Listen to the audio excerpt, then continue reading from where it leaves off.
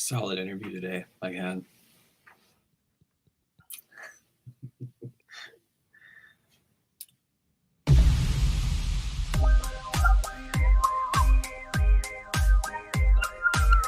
The Tom Brady Roast fallout.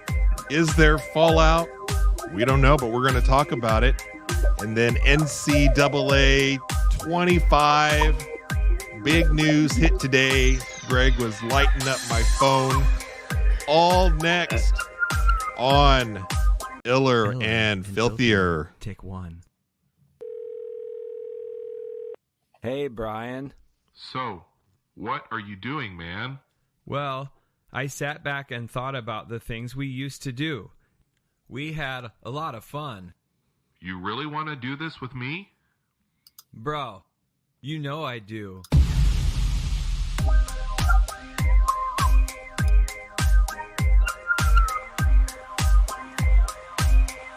We've made it to episode 5 of Iller and Filthier.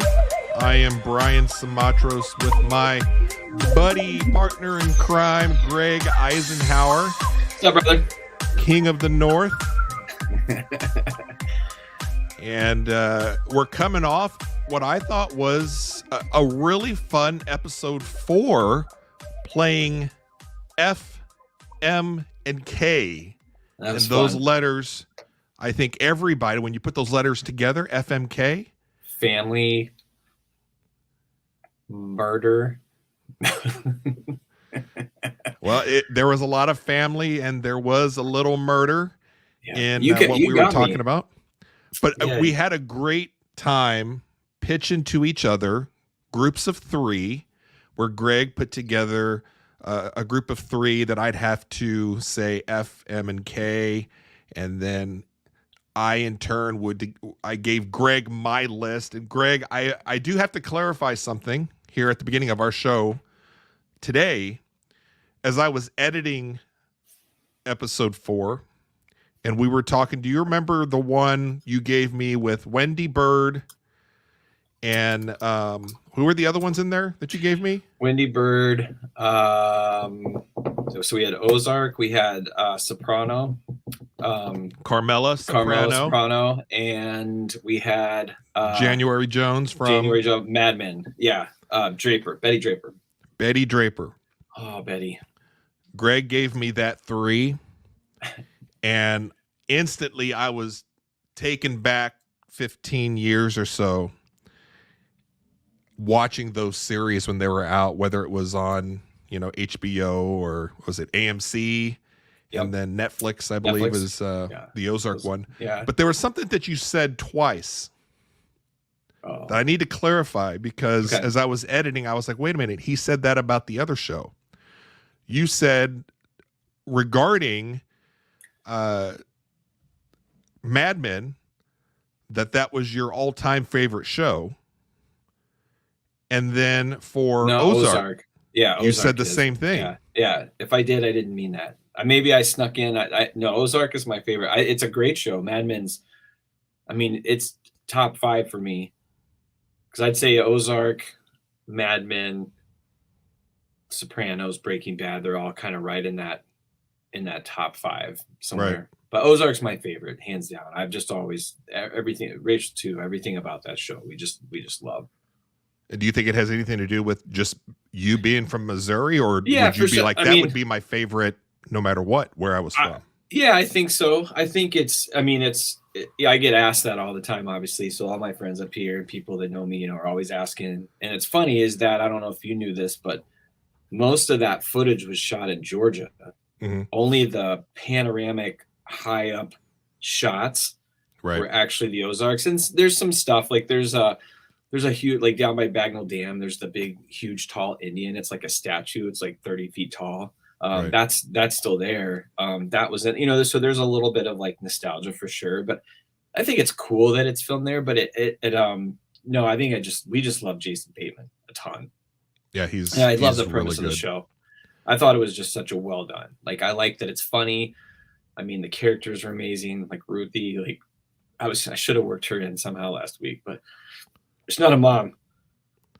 Yeah, Ruthie was my favorite character on the show, but no spoilers here, right?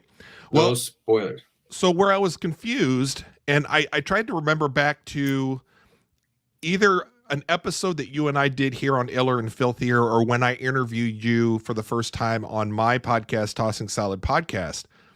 You had mentioned something about going back to a certain time period that, I think you said you and Rachel, your wife, had mentioned, it'd be kind of cool to live back, I think in the 50s or something. And you had said something in regards to that. And I was thinking, well, maybe that's from watching Mad Men or something, right? Yeah. That was the first time I think we both I like time pieces. So one of the things I like about certain shows is that feel. Like Mindhunter had that to me. Like there's just certain shows that I like that you can feel like the era it's part of, which is kind of fun. And the 50s are kind of like what you and Rachel want to go back to, or you were wanting to go back to? Just it seems so simple. It seems like you're out in the yard. It just seems like a simpler time, Dude's mowing his yard in khakis and shit. I love that. Things just felt right back then. Well, Rachel has her apron on and stuff. Yeah. Well, it's funny you're kind of mentioning that because I came across another person that you might know that has similar beliefs to you. And I think you might know the Kansas City Chiefs are your team, correct? Yes. I didn't know who the kicker was. I only know two guys on the Chiefs, to be honest with you. And I saw this and I was like, maybe Greg has a point. Like there's more than just Greg thinking that the 50s were the decade to be in. And here's his name's Harrison Butker, right? He's your kicker for the Chiefs. Yes, good kicker. And he's been in a little bit of he's been in the headlines the last few days. I guess he gave a commencement speech at a Catholic college. He went to school there. And he went to school there. Okay, see, so Greg knows all about him. Greg's probably thinking going back to the 50s, maybe he can be neighbors with Harrison or something. But here's a little quote today. Harrison saying, "Everyone is taking what I said out of context. All I said is that we should go back to a better time like the 50s and the 60s, when men were men and women had more babies than thoughts. When the only Me Too movement was one woman saying she was ready for her fourth child and another woman agreeing." So I was like, I know I've heard something similar to that. Was that Greg? I had to ask. Yep. No, our 50s chat has nothing to do with like men and women and what they do. It just has to do with the times being simpler. Rachel always jokes with me all the time. She's like, I love to stay at home and quit my job. She's like, she's very much always joke. We've always said that. She's like, if I can quit my job and just be at home, I'd love it. Right. I read what he said, and I'm like, I think it's all super blown out of proportion. And like, I think he was trying to give props to his wife. I think that's like, and we were talking actually just before dinner tonight, we were talking about this again, because we've both been chatting about it. Like, I think, and it's kind of funny that's going to lead into this roast thing, because I think in this world we live in, everybody is so quick to like want to crucify somebody. And I can imagine he was sitting there, he wrote this awesome speech and he was so ready to like tell these kids, and he was pumped. It's like he wasn't going in with like a mean heart of like, oh, I can't wait to get my opinion out there. I really think he was trying to like give his wife props and talk about how great of a mom she is, and that he's glad she's, stays home. And they're very Christian based. Obviously it's a Christian college. So a lot of those beliefs are, so I just think, I'm just like, I don't see the hate and anger in it that everybody's like, and people are calling for like, oh, the Chiefs should cut him. I'm like, why? He gave a speech. Like, well, the Chiefs aren't going to cut him unless he becomes more of an issue. But yeah, and just to let you know and everybody else know, this was on Instagram today. This is a fake quote that one of those sites like The Onion put up. Oh, nice. And they put it up, and you can you go into the comment section, which I did. Because when I first saw this, I was like, it kind of jives with what he was talking about, but this seems a little over the top, especially for him setting the record straight. And I was like, this has to be kind of a fake one. So when I went to the account. It's called the Sports Memory, and it's basically in the top part of their caption. It's like, this is a parody account or something. But it's funny. You read through the comments, and everybody's like getting upset, and then there's other people that are like, you guys know, like, this is a fake meme here. Yeah. So I thought it'd be kind of funny to bring that up tonight.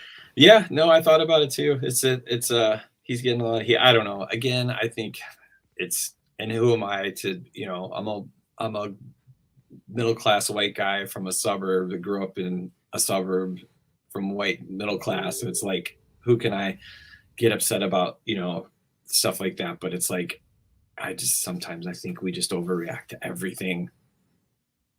And we all see it, right? I mean, that's one person goes, oh my gosh, did you see this? And then it spreads like wildfire. Did you see, I think they brought up some kind of an interview. It was probably on the podcast that Pat McAfee, you like him, right? Mm-hmm. Yeah. Yeah. Where, who's your QB? Mahomes? Yeah. They had asked Mahomes, I guess because McAfee used to be a kicker or something. Yeah. Yeah. And they asked Mahomes, does he talk to or ever hang out with with Butker? And Mahomes was very much like, I don't say anything to him.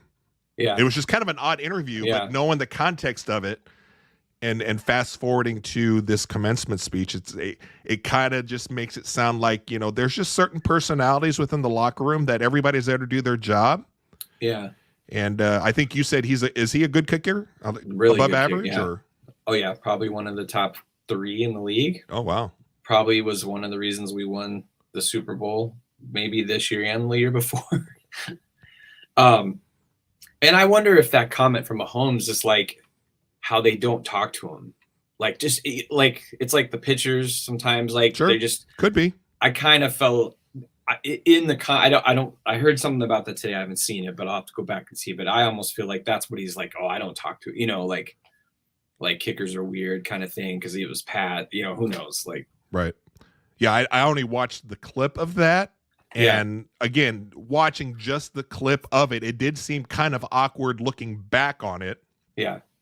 But I think at the time that interview was conducted, like you're saying, it could just be that nobody talks to kickers or something. You know what I'm saying? Yeah. I don't remember what that one was from, but yeah, I mean, there was pictures of him. He took pictures with Taylor and Trav. And I know he recently talked about meeting her and stuff. So I don't think it's like he's not like an outcast on the team by any means or anything. Well, let's keep an eye on the pulse of this one here and see where it goes. It doesn't seem to be letting up as of today, which is Thursday. Yeah. So. Yeah. They're going to keep roasting him. You have some other big news that was announced today. That is right. We've got, they announced today the date for NCAA 2025 coming back. You said first time this is the first one in 10 years? Yeah, 2014 I think was the last NCAA July, football game. What I tell you, July. What was the date? I texted to you. I think at this point, if we know it's in July, I think just about almost every male will take off the month of July. July 19th. July 19th. Yeah, we got. We'll have special plans, so stay tuned. We're gonna do something fun around that.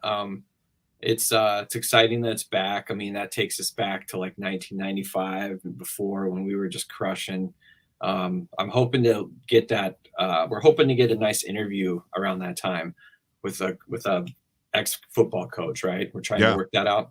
Well, with our connections and stuff that we have. Yeah. But I have so much fond memories of NCAA football. Tons. And it's one of the games that I'm mostly a sports game person on the consoles. Yeah, that's what I was too. Yeah. I've done a few first-person shooters with the boys when they were younger, but then my hand-eye coordination, I can't keep up with not only my boys, but people either online or whatever. So it's just not fun. Because they're just crushing you while you're just like, I don't know what's going on. You're getting sniped everywhere, and then you start getting really pissed off because you can't compete. And we're all very competitive. But we've had a lot of fun as a family. We would play all 4 of us, my wife and I and the 2 kids, and we would play like zombie mode where we would hold up in a house. Oh, and we would have like, okay, you guys cover the basement, and then like the boys would have to split up because each one would have to stay with one of us because we suck.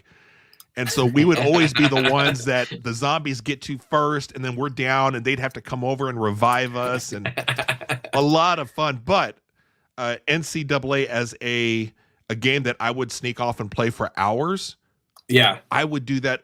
I think up until shortly after my oldest was born, and then I kind of quit playing video games. So that was like 2004. Yeah, but this right here, when I heard it was coming back, I think you and I even started exchanging some text messages on that. Yeah, no, I'm excited.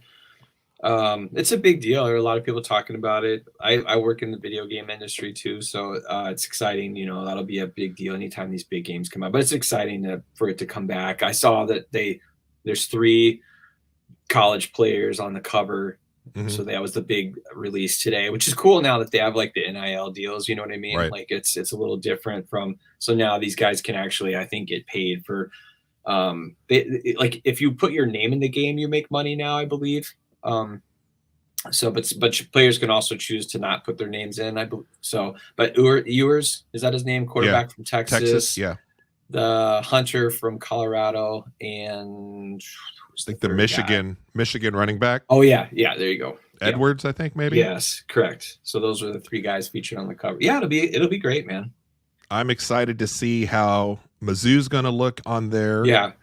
And of course, all of the incredible detail that usually comes with these games, like around Furrow Field, cheerleaders, the Golden Girls. I'll be up there and dancing with the Golden Girls. I did hear today, I read a little bit of the article that came out that unfortunately this year they're not going to be able to do the face scans. Which the reasoning behind that was something to the effect that they didn't have time to do it. And I was like, how do you not have time to do it? It's been 10 years. Yeah. What's the face scans for, like, just for each player? Each player gets their face scan. Okay. Yeah. Cool. So it'll just be like the same guy a bunch of times. Yeah, I don't know how they're going to, I'm sure they'll ballpark it, pretty close. But I'm excited to see Furrow Field and to see how good Mizzou is and just kind of playing. Hopefully we can kind of do something online with me and you so that we can maybe do some lives, just kind of goofing off at night, just having a good time. Yeah, we talked about a while back. I can't remember if it was on one of your shows or not, but we talked about how they need to make the game like cross over with like a Red Dead or a Grand Theft Auto where you have the game, but then as a coach, you got to manage the post, you got to keep your players out the clubs. Right. George's, Shout out to George's in Columbia, which has been shut down for the last 20 years, but that's where I used to go. Friday Brian night. And I had a funny story from the night before a game. Our star quarterback was just out 1 a.m, just throwing it down. I'm like, wait, you're supposed to be playing Shout out tomorrow, to Corby. So, super pumped for this though. It'll be fun. So I will definitely be in line wherever I need to be to get the game. I guess people get it online now, right? You don't actually go to a store, do you? Yeah, you can. So if you get it, you can still get it physical. You pre-order it and then it gets to you. You actually get it so the retailers will send it to you early so that it arrives to you on or before the release date. Right. So that's the way to do it now. Just pre-order it and it'll ship it to you. Pick your favorite retailer. I'm excited. And you guys are like, you have the console, you're ready to go? Yeah, we've got that. Evan does my son does, he's mostly into car and the first person shooters. So he plays a lot of those games, but he does a lot of the car stuff. He plays a little bit of the sports. He used to play Madden, so maybe I can get him into the college one. Yeah. I think the college game for me, I'm just more involved. Like I'm more interested in the college game than I am it's NFL. Fun. Yeah. Same with like basketball. I'm not an NBA guy, although my boys like it. I'll watch a little bit, but in my era of the NBA that I enjoyed is gone. I mean, once Kobe died, that was it for me. Yeah. So, but college football is, I love it no matter what team it is. Every week there are big games. Every game matters. Yeah. I'm stoked for I'm loving the thought of this 12-team tournament thing, and I'm just super pumped for that. But it's interesting. It's going to be, I've already heard, so it'll be when we get to the fall, it'll be fun to see how this goes, because I've already heard some strategies with coaching. You don't have to be number one now. I mean, you just got to be 12. So they're saying like it's going to change coaches' philosophies on maybe resting players. You can lose a couple games, maybe you schedule some harder teams. You just got to be in the top 12. So, you don't have to worry about that one loss. So it's just going to be interesting to see how that plays out. You think you have a pretty good feeling that Missouri should be in the mix for the top 12? Sounds like they have a chance. I'm not going to get my hopes up, but I mean, they're expecting good things. I think I saw Feinbaum considers them the team to maybe that could push Georgia for the division. Mm-hmm. So I think they're going to be there. I mean, they finished 8 last year. So they would have been in the tournament last year, but I just can't even fathom watching them play like a Georgia or Alabama or something. Like, I would love to or Michigan. Maybe have like a short series of just us following Mizzou football and us doing it on the side and talking about that. Cause I mean, I'm all in again. It's one of those things to where, unfortunately, if you're a Mizzou football or basketball fan, we can't be good at both at the same time. And so you're either really good at football or basketball. Yeah. But luckily we've been pretty good at football the last few years. And I am all bought in on everything Mizzou football. Yeah. It's cool. It's exciting to see, the stadium, that renovation they're working. I mean, it's unreal. Yeah. It's people talk a lot of shit about them going to the SEC, but you see what they've done in that stadium and you can be like, oh, that's why they did it. Like, I mean, I think there were stats saying like they are the 3rd or 4th most successful SEC team since Missouri has joined. Yeah, that sounds right. As far as making it to like the SEC final and being competitive and having 10-win seasons. So I think Mizzou has done a pretty good job. I don't think they're anything like an SEC school. No. Their culture is more Big Ten. Yeah, I agree.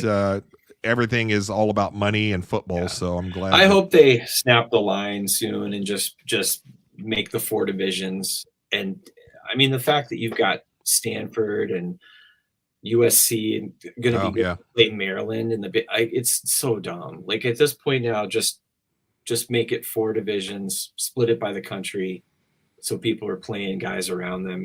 And like, I mean, that's really what it comes down to. That I think that's where it's going. Well, there's more college football talk and NCAA 25 talk down the road. Now we're getting into the meat of the show here. Did you see? It seemed like everybody was talking about it just a short few days ago. The roast of Tom Brady.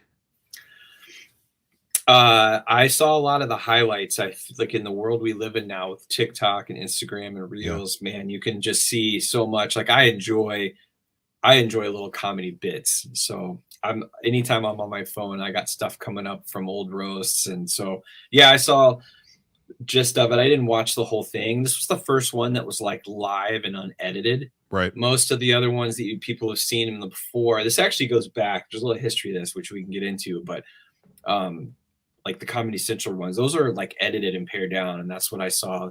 Those are some of the jokes that were a little over the line that people were worried about. Like Maya got cut out of like actual live portion if they was on TV. But yeah, I thought they were great. That's the whole point. And so now the fallout is just when you've got the guy who signed up for it going, oh no, I feel bad, for my kids, my family, maybe I shouldn't have done it. It's like, dude, you signed up for it. And you know what you're getting. Do you think that is legitimate from Brady that he does feel bad about it? Or do you think this is all marketing from everybody? Because obviously if there's some regret afterwards, it feeds the beast of talking about the show. Because if everybody was like, it was fine. He was fine with it. But now if he feels guilty, it allows him to cover up the fact that he would put his family through that or, I don't know that I didn't see anything directed towards his kids, but like I said, I only saw kind of the highlight reels, if you will. I know there was a lot of talk about his ex-wife and stuff. And I think it's because I think that's like what said, people are kind of talking about with going after the ex-wife, and obviously the kids are going to see it and stuff, and the wife was not happy with it. Yeah, but that's like, and there was the whole thing that he seemed to get upset about the comment about Robert Kraft, and everybody, around here heard people say like, different media outlets and stuff like, dude, you let everybody go after your family, but then you get mad when Robert Kraft joke comes up. Like, and you think that was legit real, or do you think that was no, staged? I don't know. I mean, they say it wasn't, but that's the hard thing, that to your point, it's really hard in this day and age to understand what's real. And is this just to get people talking about it? But, or does it even matter? To be honest with you, does it matter that if whatever on that dais was staged or not? It was all just for entertainment, so it shouldn't matter. Yeah, but I was looking back at like I love the roast, and I've watched them, and I love the highlights more. But look at the ones that have the old ones from Comedy Central, I think they're absolutely hilarious. But that's the whole point, and this goes back, and maybe we can get into it, that the Friars Club started in the early 1900s. I was kind of checking I was trying to go back and understand, because it all started with like Dean Martin and those kind of Rat Pack guys. Mm-hmm. But in the 60s, it started becoming, they would do these roasts, and they would do them on television. Dean Martin, Celebrity Roast, it's where it all started. It all comes from a place of love. They say we only roast the ones we love. And the ones on Comedy Central were always like the guys would get up there and just crush them, right? Just, your friends just making fun of everything you do. It's uncomfortable, but it's funny. And then at the end, there's always that like, but man, I love you. It's like there was always that piece. I didn't see that as much in this, but on the previous ones, they'd always, they'd rip them and then sit there and be like, man, I just, give them like the last couple lines of love and that I respect you, blah, blah, blah. But it was funny because Larry King said the first time he was on a roast, and he said, it was in the 70s, I think. And he goes, man, they're dropping F-bombs on there. And he's like, I thought I was going to die. He's like, it's like that. It just, now it's so common, but there's a lot of swearing. It's just a loose atmosphere, right? They're drinking, they're having fun. And I think it's great. It's a famous person gathers a room full of friends, celebrity fans, some of the funniest stand-up comics. It's like, that's been the recipe for years. Right. One of my favorites, and one of the top considered one, is the Charlie Sheen one. Yeah. And they said that one of the reasons it was so good is that he's very thick-skinned, and his skeletons were all out there. People knew him, and they got a chance to talk about him. But dude, they hit you hard. And the Pete Davidson one, like I think I sent that to you. The Pete Davidson Ann Coulter feud on there? Well, no, there was that, or just the one that Pete was. Well, no, his dad died in 9/11. Oh, right.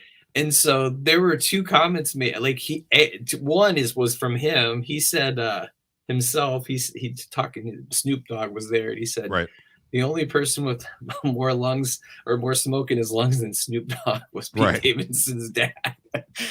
But that the roast of when they said the roast of his dad, that was, that's brutal. But he laughed and he approved it. He said, a lot of these get approved, and I think sometimes there's guys like Jeffrey Ross is always known to kind of push the line. So he was the one that I think Brady told him, hey, we're not going to talk about the massage thing, and then he did. That's just his way of like, he wants to push the envelope. Like, so I think and this is just my opinion on all of this, is the ones that can push the most. So that you're bringing up the Pete Davidson one and all the jokes about his dad. I feel are the ones that are either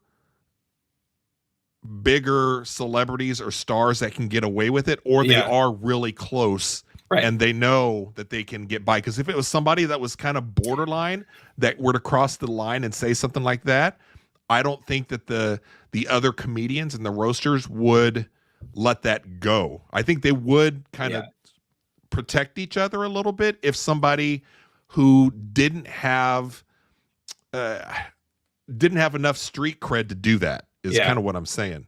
But I thought that the Tom Brady one, and I'm curious before we get into some of the details of that, what are your overall thoughts of Tom Brady? We should kind of get that out, out of the way here. I like Tom Brady. I think like everybody, I think back, when he was in the height of his, it's a lot of how people view the Chiefs now. It's like they were kind of the enemies, everybody's tired of them winning, but I always respected him as like, he's just good. There's nothing you can, I like when people are really good at what they do. Like, I think it's cool. And he is the mark, right? I mean, 7 championships, they won, they always won. And so like, that's why you didn't like him. And I think it gets a little more personal with Mahomes sometimes, but I do think sometimes that's, you got to respect that he's at the top and everybody wants to knock it down. I see that how people used to view Brady. But no, I like the guy. I think he's great. I'm excited to see him on TV because I think he's smart and it'll be just really cool to hear his thoughts when he's breaking down a game. Yeah, I know that he's supposed to be the color person or given like he's the sports guy sitting with the play-by-play guy, kind of like the Tony Romo, who I know Tony Romo has done a really good job at doing that, breaking down the plays and stuff. I don't know if Brady has the personality to be dynamic and likable on TV like that, but we'll see.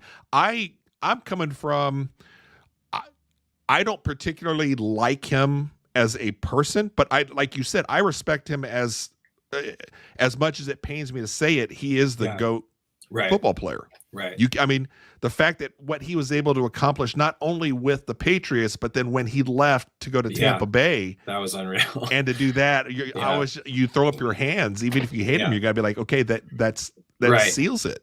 Yeah. And I don't think it's close with anybody else. I've really enjoyed seeing him because he's out there a lot now. He's got a podcast, I think he's I think he's okay. I think he'll find his personality. I mean, like Belichick has been stellar now that he's not coaching. He did awesome during the draft. He was on the McAfee show. I think I heard he's going to be on Peyton and Eli's show now. And another guy, Saban, man. Saban's awesome on TV. Yeah, but they need those. I know what you're saying. I think somebody like Belichick, and I even think with Brady, you need other people to carry them. Yeah, maybe. They're not the big star. Like the TNT crew for for basketball with Charles and Shaq. Sure. Those guys, even though they're great all together, and that's what they're kind of known for, but those are big personalities that can operate on their own. Yeah. I don't see that with Brady. And I could be absolutely wrong. I just don't think he comes across as a likable enough person to do that, but we'll see. Yeah, we'll definitely see. It'll be interesting. But yeah, I thought it was. I thought the jokes. Aaron Hernandez jokes are probably like I could have done without those, only because I think he's just irrelevant now. I mean, he's a bad dude, right? Like just but I mean, if it's Tom Brady and the Patriots, everything has to be on the table, I suppose. Yeah. And I mean, whoever was the one that said something about, and I know that it upset, I think like Hernandez's family or whatever, but whoever had it in their joke about the stool that Aaron Hernandez kicked out from under himself to hang himself, and everybody's like, oh, but that's what everybody's signing up for. Yeah. And the fact that it makes that much money, the fact that Netflix made it a featured live to where it's an event that people will tune in for. Yeah. Nikki Glaser was on, I think, one of the podcasts earlier this week. Yeah. And she says if it was just a regular roast that like Comedy Central used to do where it was taped or whatever, she goes, it wouldn't have been as big. But because it was an event and it was live, it was huge. Skiptown James is here. What's up, Skiptown James? Yeah, she's funny, dude. She had some really good lines, and I don't know. I thought just all those guys, Gronk, I mean, you could make fun of him all day. And then Peyton did a great job. Like the ex-players got up there, were super funny. But that's kind of always been the mix. The roasts have always been about kind of like art and entertainment sports figures that don't necessarily do that, who get stuff written for them and how they do versus like the comedians that are touring comics, and they kind of put them. That's been the recipe for all these years, and so we're that's watching why I think it's those funny. People being awkward trying to do jokes, which is outside of their expertise. Yeah, so I love it. I don't understand why everything has to be apologized for now. Just you go do it. It is what it is. And to your point, I don't know why it's getting so much, why everybody, but it's like, if you're Brady, you signed up for it, you know what you're getting. and it's like, I mean, the what's the Franco one? The Franco one was really funny. James Franco, yeah, was every great. single one the of them Beaver were funny. one. Oh my god, yeah. Skiptown James was saying he agrees, not from a likability standpoint, but Brady is so straight-laced, he's not going to give you those zingers like Shaq and Chuck. Oh, those guys are great. Yeah. Yeah, we'll see. I mean, I think, what did they kick Greg Olson out? Yeah. Or demoted him down, and he's making, I don't know, $7-10 million less and pushing Brady there, which, I mean, Brady's obviously a bigger name. I'll be curious to see how well he does on TV. And I think you still have to either be really liked or really hated. Right. So maybe he'll be fine. I don't see him as a good on-air personality, but I could be wrong. So do you think who do you think, of all the clips that you've seen, who do you think was, everybody's saying like, who was the best? Everybody likes to say who is the best of all of them.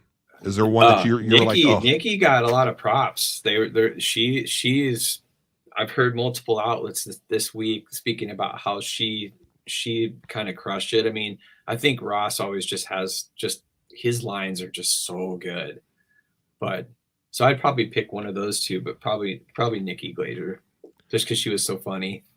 I thought Nikki did a really good job. She was on Howard, I think, this week. She's been on the circuit all week long. So it's been kind of interesting to hear clips of her talking about like the jokes that she didn't put in there for whatever reason. Right.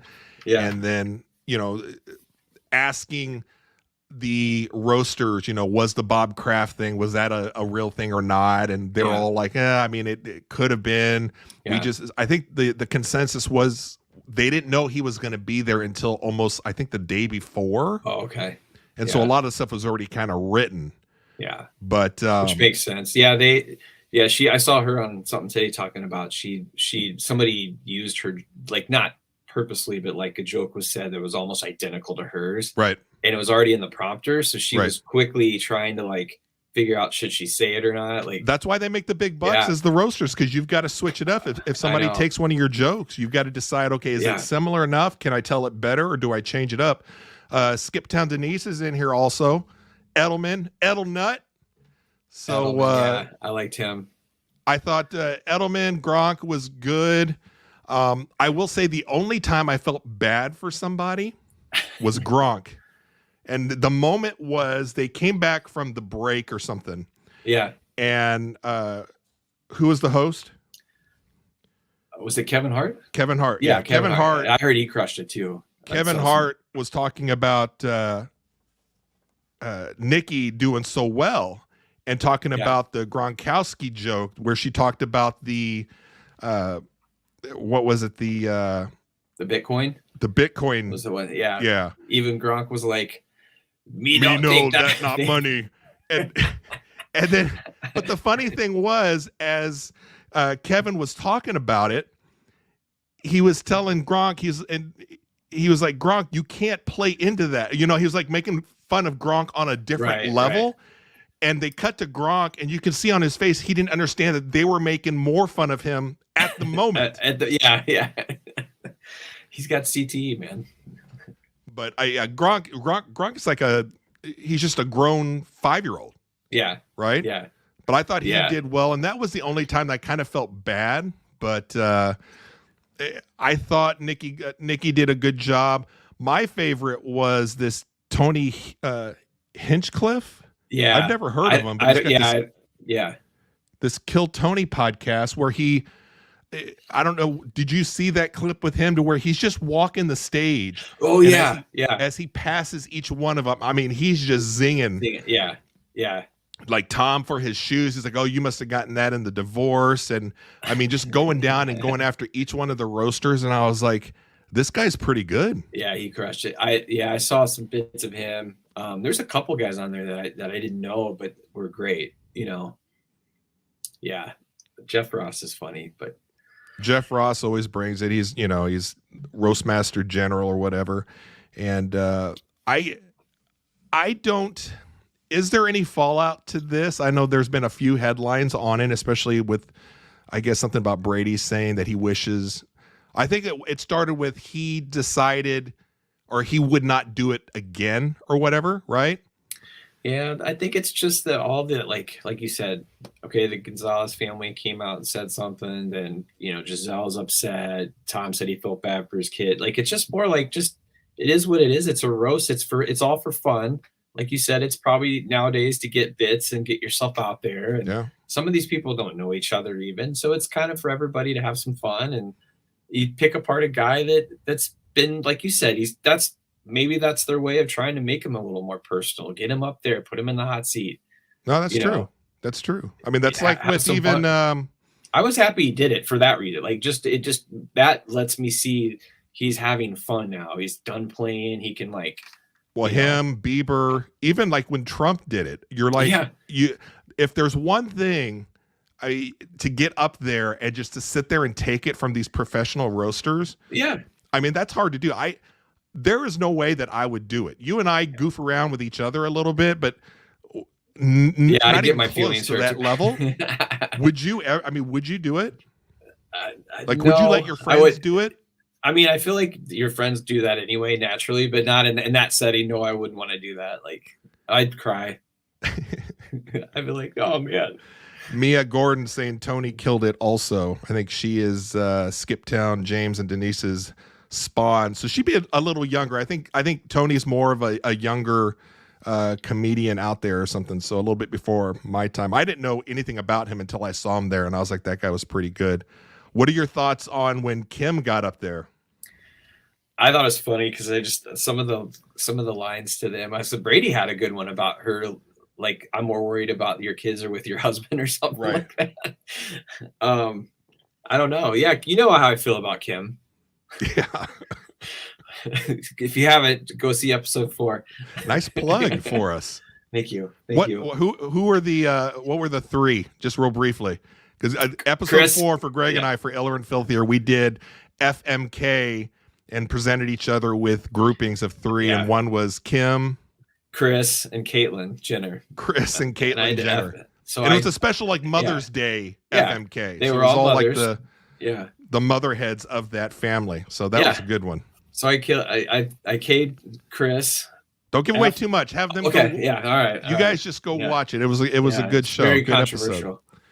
But the fact that I guess reports were once it finished live and then they re-aired it on Netflix, they cut out all the boos.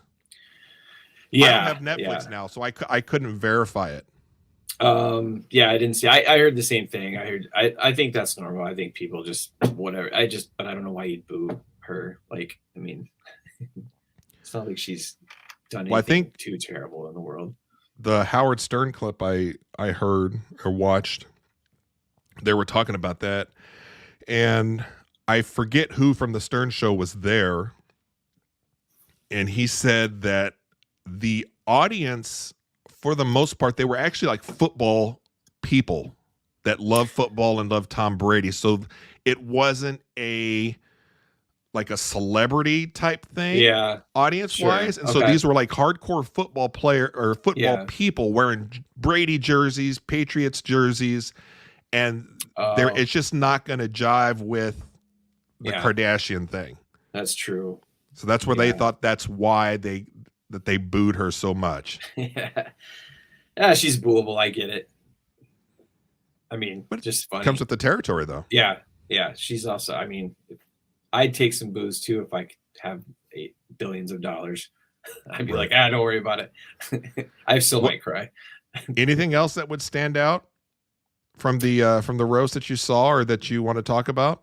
No, it pains me sometimes. I feel like our skin's gotten thin. Like this whole one of the reasons I want to talk about is like the whole roast thing, and like I've been watching a lot of like comedian clips lately and stuff. Just like I get a lot of comedians that feed through my just because I like watching them, so I get a ton of them.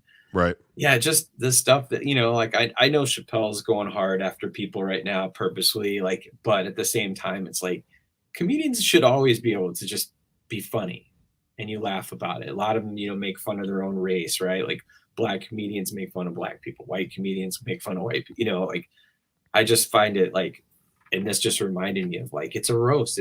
We should laugh. We said this on our show, maybe our last episode was like, Brian and I's part of this is trying to bring inappropriateness back to the world a little bit. Like it's all to be fun. There's a way to be fun and laugh and not be so serious about stuff. And when you hear something you don't like, don't worry about it. Just be like, it's not for me. Yeah. Got to go spit it to the world, like, so. I struggle with, I know what you're talking about for sure. And it's just kind of funny. You mentioned this, and then like, of all people, Jerry Seinfeld is given a commencement at, was it Duke? Duke. Yeah. And then a handful of students get up and walk out. And I'm like, I mean, I know what that was for. I remember now. That was over the war. But if you're deciding, okay, the line at which you're going to take a stand and walk out and create a scene or whatever is at Jerry Seinfeld, how do you live your life then if it's everything from Jerry Seinfeld and worse? Right. Because that's all you're ever going to do in life. And what I struggle with, I see what you're saying, and I agree with a lot with what you're saying there. I see both sides of it. My thing is, for professional comedians, the line has to be, in the end, they have to make it funny. And if they don't, then that's their fault, and they should get every bit of criticism or whatever that is deserved. Right. Chappelle, I think most of us agree, is one of the greats, right? He's pushing the boundaries. I'm not here to defend Chappelle. I've heard what he's said. I know a lot of people that defend and go after him, and that he's punching down. I think the problem with him is that he's pushing into not just black and white territory, but he's doing a little more trans stuff. Yeah, he's got a beef going on with that community. And I agree with what you're saying. Yeah, it's probably too much, but you have to take it next level.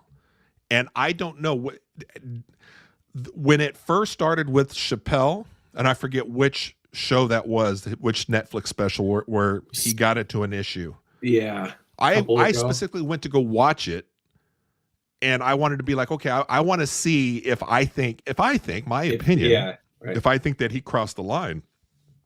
And I thought by the end of the show, I was like, if you take it out of context in the little clip, I can see where people get upset. But I thought that the story that he told was actually a touching, it was a real story. And then he made it into a funny thing. Yeah. Do I think he has malicious ill intent? I don't think so. I think he's just he's at the top of his game. Yeah. And he's trying to, when you're at the top and you've done it all, how do you do it differently? How do you make it bigger? Right. That's the problem I think a lot of them have. Chappelle, Ricky Gervais is another one to where I love Ricky Gervais.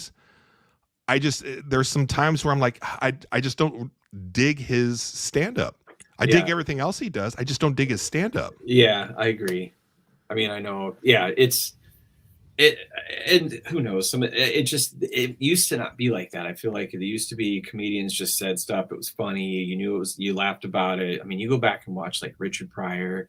I mean, he said some crazy stuff, like inappropriate, but it's funny and you laugh. And now TikTok, Instagram, we can all make a show of leaving and make it, put it online and get views and clicks. Skiptown James saying, if Jerry Seinfeld is so oppressive to you that you walk out of commencement, don't you dare show up when Larry David is the honorary. And I totally agree. I love Larry David. And I've been told several times, especially by my wife, Amy, she's like, you're as close to a Larry David as I know. Which is why I don't have friends, Greg. But you have one, buddy. Well, I have one who decided to do a show with me, luckily. But that's a great point, Skiptown James. I struggle with I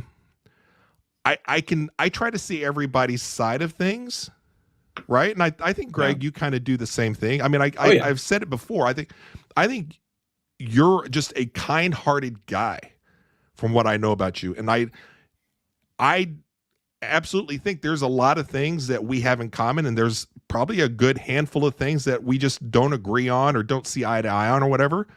But I know at least you're coming from goodwill, good intent. I think you're a good, kind-hearted person. Okay. So do I have to agree with everything that you say? No. But my thing is hearing you say something that maybe is different from me, or hearing maybe Jerry Seinfeld saying something. Yeah. And then deciphering, okay, is that a joke? Is he trying to be funny, or is he trying to say something that I don't agree with? Well, maybe can that open me up into seeing something differently? So can I take a step back and not get emotionally charged up and try to see the other side of things? Yeah. That's a tough thing. And you're right. Today, 2024, I wouldn't want to be a comedian. I wouldn't give a commencement speech to any college. Yeah. We went and saw the Sklar brothers. There are two twins, comedians, maybe a month or two ago. Super funny, but they had a couple like stuff that you would think wouldn't be talked about. And it was funny. It made me laugh. Like that. It's sometimes things aren't intended to hurt people. They're to be funny. And I know that there's the other side of the coin where people would go, well, Greg, that's not right. But at the same time, maybe it's not funny to everybody, but it's just intended to be funny. And sometimes I think it's okay to just laugh and let it go. But that's easy for me to say. I've always been that way. I'm a big believer in the if you don't like it, turn the channel, like whatever it is, art, music, food, anything. It's like, right. It's not for everybody. And we get to pick and choose what we like, and it's not wrong for us to like other things. And, it doesn't have to appeal to everybody. Like we all have different tastes or whatever. And I will say, and I'll be honest with you, when we were brainstorming on episode 4, the episode before this one, and we were doing the FMK of a bunch of different people, groupings, and then we got the idea to make kind of a Mother's Day theme. So it all had to do with mothers. Yeah. I was like, could this be taken distastefully somehow? Right. And there was a part of me that was like, I don't know if we should do it. And so that's why I was like, don't do it on Tossing Salad, do it on Iller and Filthier, because it's iller and it's filthier. Yeah. Yeah. But you said it several times. I mean, it's like, I do think it was just fun, stuff. That's what it was supposed to be. We made it funny. If we didn't make it funny and it could have gone south, then I think it's warranted for people to come after us. But I think I think it was entertaining. I think it was funny. I don't see how anybody can be put off by it. Even the Casey Anthony one, which I thought was brilliant, that I gave you Nancy Grace. Oh, yeah. Patsy Ramsey and Casey Anthony. Yeah. And Greg had to FMK those 3. Yeah. And when you think about it, you're like, oh, this is so distasteful. And I could see friends of mine being like upset with me for it. Yeah. But like I said in the show, I was like, look, the women on here that he's choosing between, they're all have done nothing wrong by the law, right? They're all not guilty. Right. I got some shit from my wife after that, though. When we went up and talked, she's like, so you really didn't know who this was? And I was like, no, I had you thought she was Heidi Fleiss. No, yes. At first, yes, but I actually thought, and we figured this out after the show, I had her and Amanda Knox mixed up. Oh, really? Amanda Knox is the roommate one, I think. Amanda Knox was the one from where the murder took place in Italy, right? Yes. So I had those two crossed. So Rich was giving me shit afterwards, about Casey, because I was like, I didn't know much about her, but I said, hey, I went with the rules by law. I had to pick. And did Rachel at least know who Casey Anthony was? Oh yeah, yeah. Okay, yeah. Well, that's why I was like, when you said, okay, I'm going to go with the big K first with Patsy Ramsey, and I was like, over Casey of all the people here. Yeah, I mean, hey, rules are rules. You do it for the show. You do it for the show, yeah. You do it for the show. But that's the whole point. The whole point of that was it's a game, right? So to your point, like, yeah, there could have. I thought the same thing. Maybe there's people out there that are gonna be like, oh, this is inappropriate, It was a game that we've all played. It's fun. You play it with people and we just were like, let's make it about somebody has to be a mom. That was the criteria for in TV and entertainment. And I just thought it was fun. I thought it was fun it was cool the way we did it, and got a chance to talk about shows and some of this stuff. All reasonable people that think that they are kind of funny and aren't duds in life. They've all played this game. FMK. Yeah, it's fun. Everybody. And you think if anybody's it's supposed out there to put you uncomfortable too. If anybody thought that our show was uncomfortable, that episode, I would hate for them to see what I do with my wife when we play certain games. And we do games like that even worse because we do it with people that we know of. Correct. That's how that's I believe how it's typically done. It's usually, people in your community, or that's kind of the fun of it. It's like, like how many times it's got me thinking though, where do you think where's your statistics at of what you've been to other people? Right. It's exactly what we've talked about before, because we've had ones to where we're like, okay, who's the ugliest dad but the hottest mom? And we'll list them in order, and then we'll try to figure out, okay, well, obviously it's because he's got money, and it obviously is. There's no other reason for it. And I just know. Right. And then I'm thinking, what if these other couples are doing the same game and they're like, am I the ugly one? Yeah. Or is my wife the ugly? Like, who would be the ugly one? Because then you also play the games of, well, who are the ones that are like kind of even? Yeah. Right. Like I gotta think if Rachel's friends played, I gotta be high on the married list. I feel like. You think you'd be on the married list versus the F list? I think I'm more of a married, just because I think people, like, I try to be a good guy. I think I have a reputation. I get it. A good soul, a good heart. Rachel's probably talked about our sex life, so they're probably like, well, that's out. So like, if it was, so Greg and I, we've always joked about this. So back in college, we had this little group. It was like a little friends group, like the show Friends. Yep. With the exception of, I was with this group of couples, but I had no female coupling. Like I was just attached to them. So they were all a couple. You were Gunther. But we had the other guy of our group. This guy's name was Lance, who was like the hottest, most attractive person you could ever come across. Like, even Greg and I at the time were like, we're like, fuck, Lance, you are so hot. He would walk in places and girls would just stare at him. He looked like Tom Cruise. Like, and I feel like if the three of us are thrown in there, and be like, okay, hey, like the girls are like, hey, FMK, Brian, Greg, or Lance. Oh, yeah. I mean, the thing is, I think easily all the girls would have the big F, because they'd be like, oh, we're going F first because we're going to F Lance, because I don't think they'd want to marry him. Right. No, because no hate to Lance. No, but his personality setting on his Madden score would be a little bit lower. Yeah. He's all about the F, and I agree.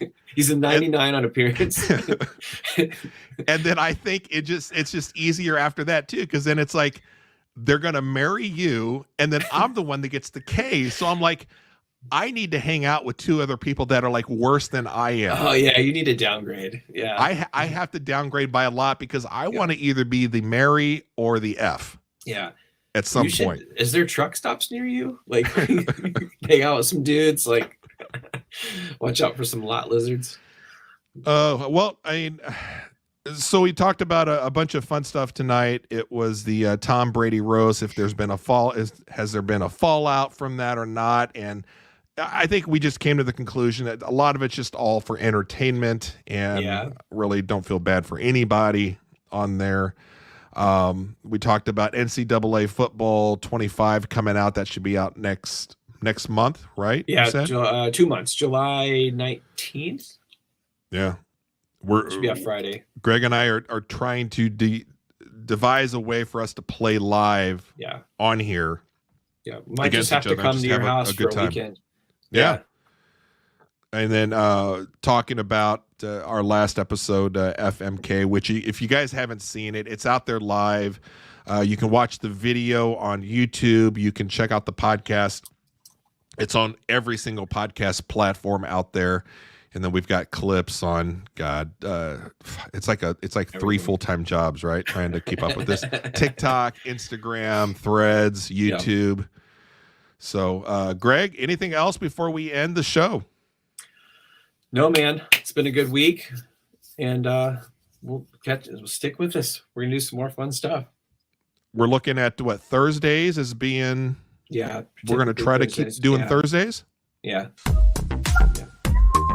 So next week, come back, watch us on Iller and Filthier.